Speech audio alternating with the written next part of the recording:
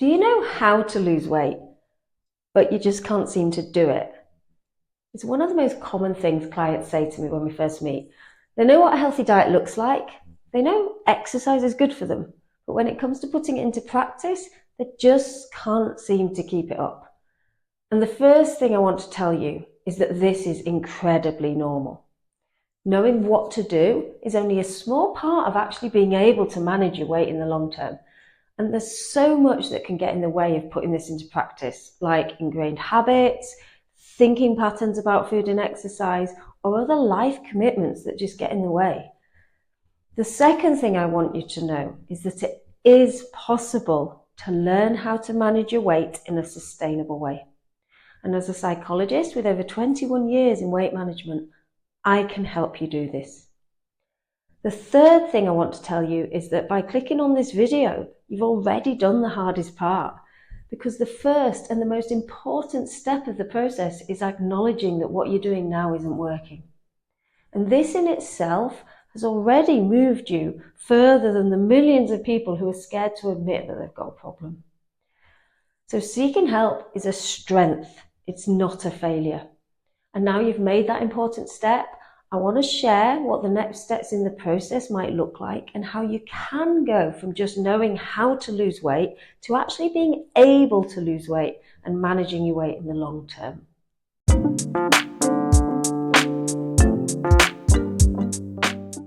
I'm Dr. Paula Watson. I'm a Liverpool-based psychologist providing therapy for people struggling with weight, disordered eating and exercise. This is the final video in my weight loss psychology series, where I'm sharing truth 10 of 10 hard truths that will help you understand why you struggle with weight and help you feel less alone. Please check out my other videos in the series, particularly the intro, which I've linked to below, and please subscribe if you'd like to see more content linked to the psychology of weight, exercise and food.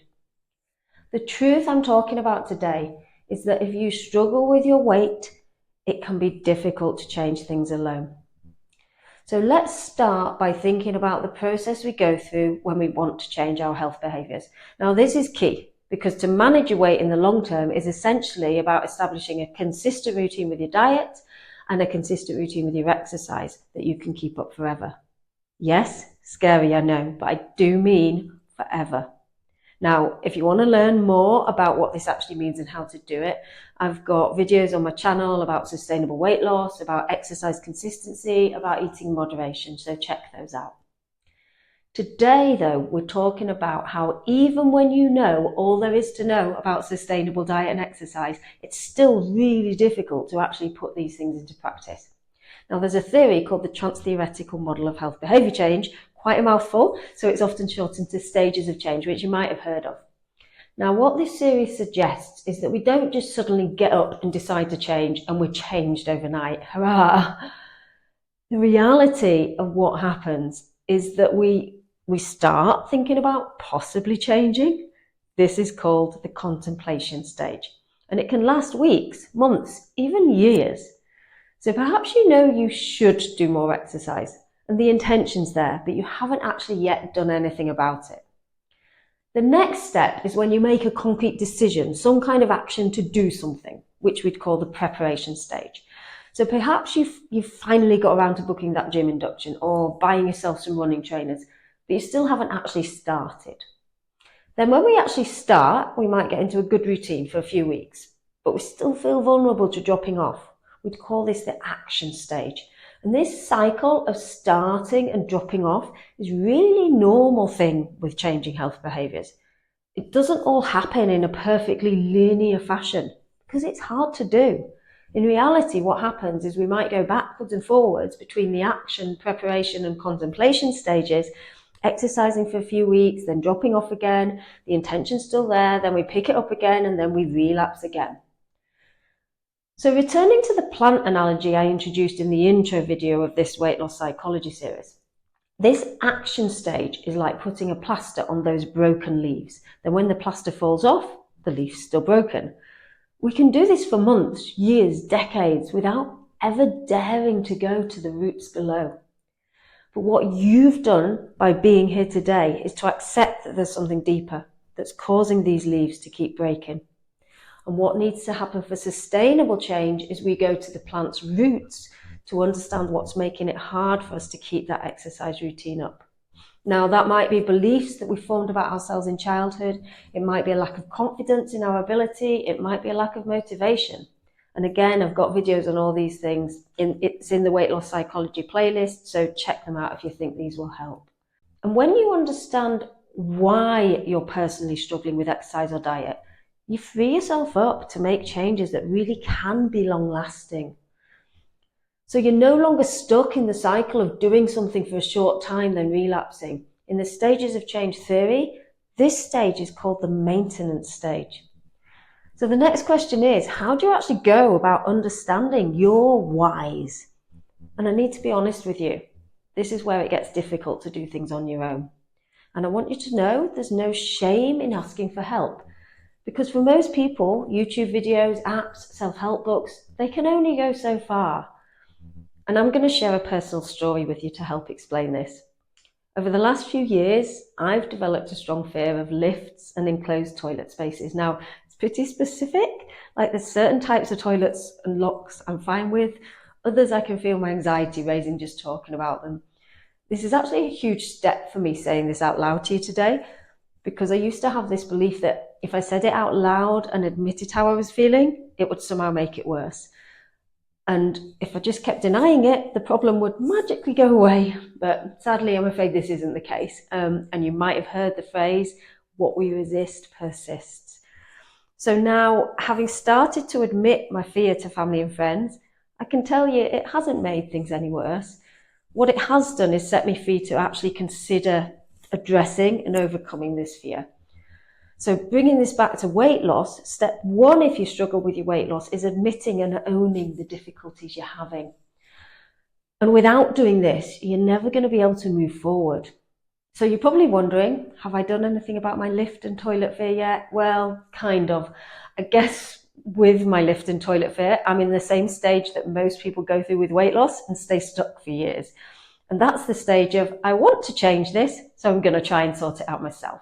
Now, as a psychologist, I've already done all the work to understand what's causing my fears.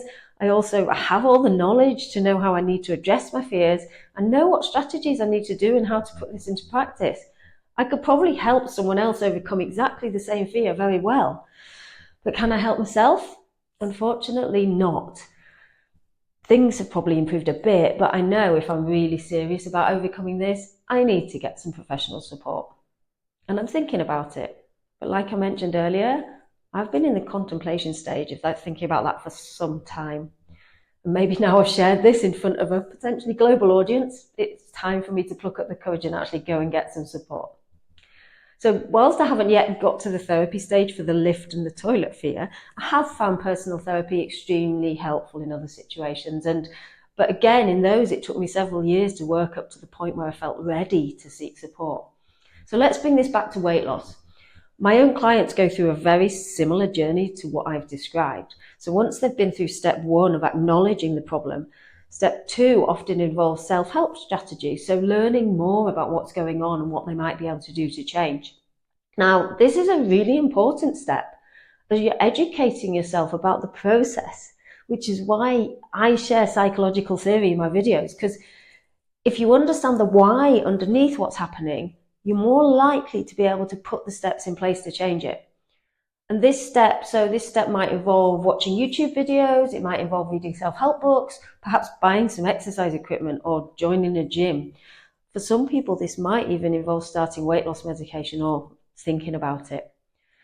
So for some people, step two may be enough. You might find the answers you need and you might have a greater understanding and find that with that, you're able to make changes that work for you.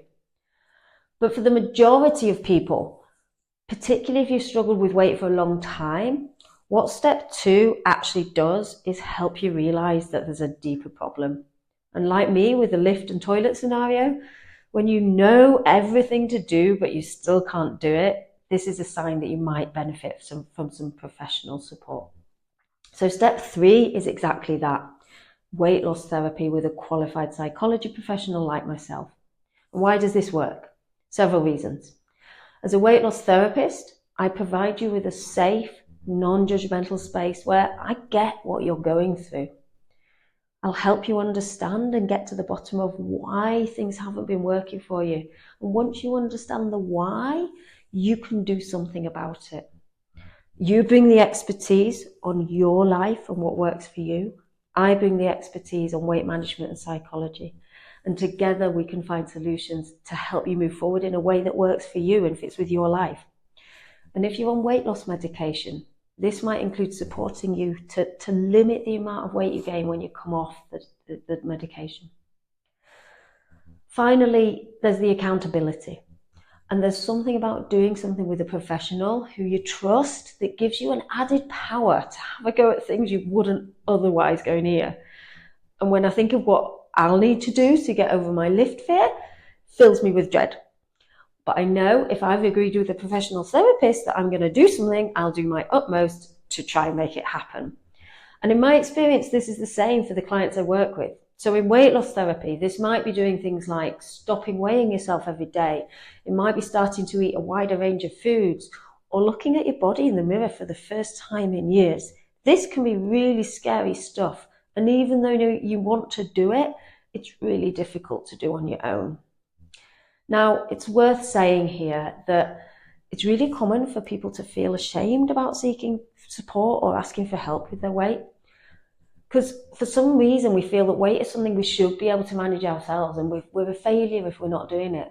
But let me tell you, asking for help is a sign of courage, strength, and an investment in you. Continuing to deny or avoid the problem is where you're holding yourself back. And if you're starting to consider whether weight loss therapy might actually be helpful for you, maybe start by watching my CBT for weight loss video, which explains in much more depth what the process involves.